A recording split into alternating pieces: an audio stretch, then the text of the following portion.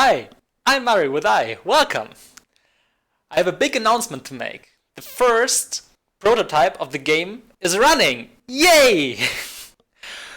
Before we hop into the game and I show you what I've done, let me give a big shout out to Brekkies, to Mickey from iHeartGameDev, and to Dietly. Of course, I've used lots of other resources like the Unity docs, like Stack Overflow, or even some other videos. But I think if you want to get into Unity, if you want to understand how Unity is working, you have to check out their videos. So I link them in my description below. Make sure to check them out. I also need to give credit to this 3D character asset, which I'm using in the game right now as a dummy for the player. Well, I'm working on a 3D model, to create a 3D model in Blender. I think Blender is an awesome tool. You have to look into Blender if you want to create some games in Unity or do 3D modeling at all. But it's very complex, and my model isn't quite ready yet, so I'm using this one. But I have already created some models in Blender which are used in the game. This is the model of the arena I'm using. So you have the red team, the blue team. You have some space where the water is for the water benders. You have some space for the earth discs on the map, and you have some fences around here. I also made a model for the earth disc, which you can use to shoot at people. But now let's hop into the real game. We're in Unity right now. So you can see we can move the camera around, we can zoom in and we can zoom out. You see, we're using the model I've already showed you before as a character model right now. There are some dummies in the scene, and this one is the character we are moving. So we can move around with this character, and we can also jump with this character.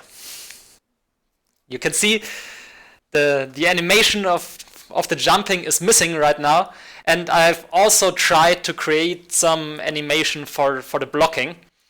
Yeah. You see, I still have to put up lots of work for this stuff, for all the animating stuff. But I think I will do this after I finished the creation of my own 3D model.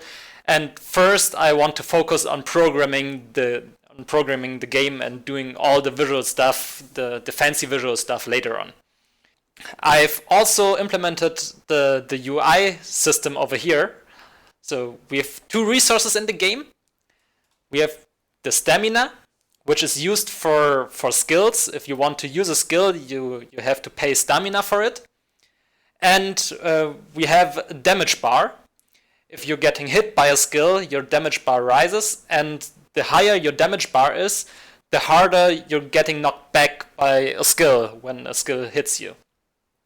So let me showcase this.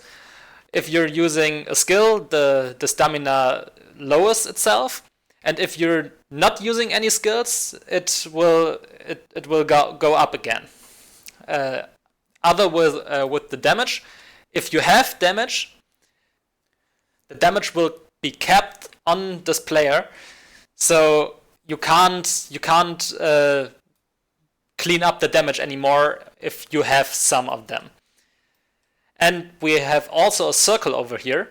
Inside the circle, the current skill you're using is displayed.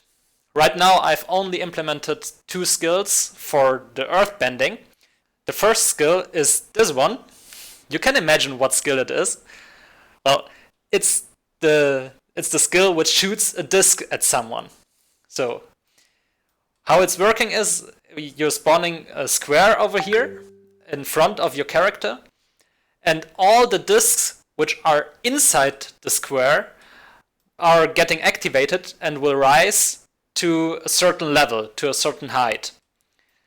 After they are in the certain height, you can activate the skill again, and all the discs will shoot in the direction the character is looking at the moment. So, let me show you. Here's the square. You can move the square a bit, and now those two discs are activated.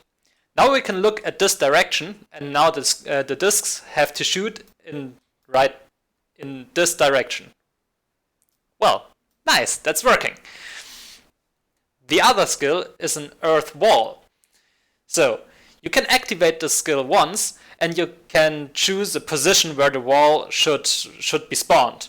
Then you can activate the skill again, and the wall spawns. After a short period, the wall will explode like this and disappear again.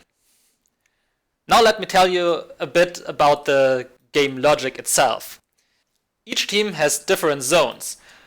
The blue players can't move inside the red zone, but they can move in the second zone of the blue players. So if I'm getting knocked back, I can end up being in this zone. As soon as I'm in the second zone, I can't move up to the first zone again.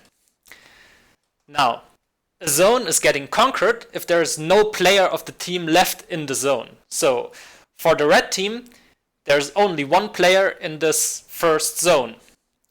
Let me cheat a bit and switch the scene where I can move this player around. So as soon as this player leaves this zone will get to be a blue zone, and all the blue players spawn in this zone. Now we're fighting over these two zones. You see? And the same is happening on the next zone. If we're moving out of this zone here, the next zone is getting conquered. The last zone we will conquer inside the game again by using the disc shooting spell, which I've explained before. So we're moving this disc up, and now we're shooting on this red player, and we see the blue team has conquered all the zones, and you see the cabbage guy hugging his cabbages and being happy that you have won the game. This is the first prototype of the game right now. Please tell me what you think about it in the comments below, and feel free to leave a subscription or recommend this video to a friend. Thanks for watching.